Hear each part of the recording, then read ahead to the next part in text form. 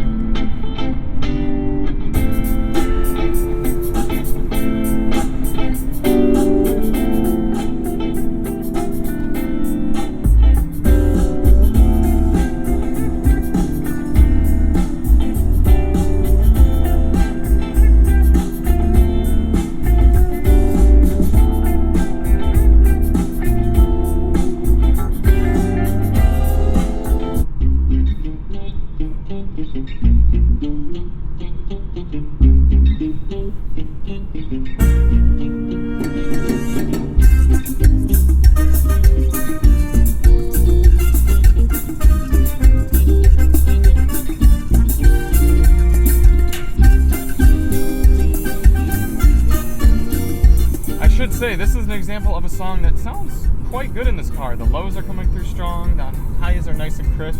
So I'm going to reset the equalizer and see how that sounds.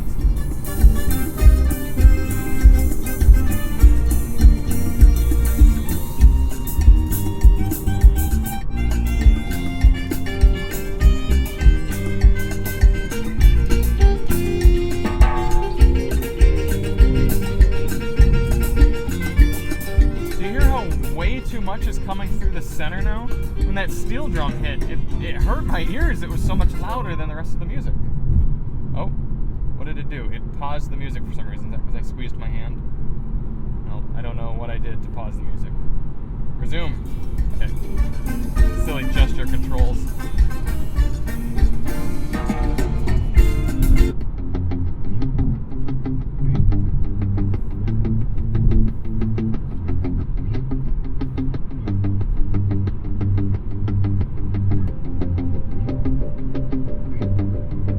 Stock EQ settings, you can hear that the mid-range of that guitar is coming through way too strong and the snaps are very weak.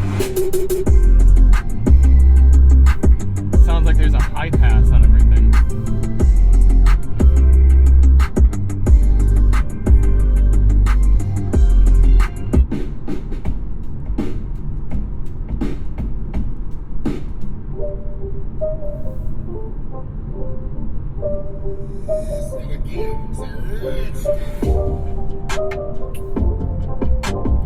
Oh my gosh. It just doesn't sound good.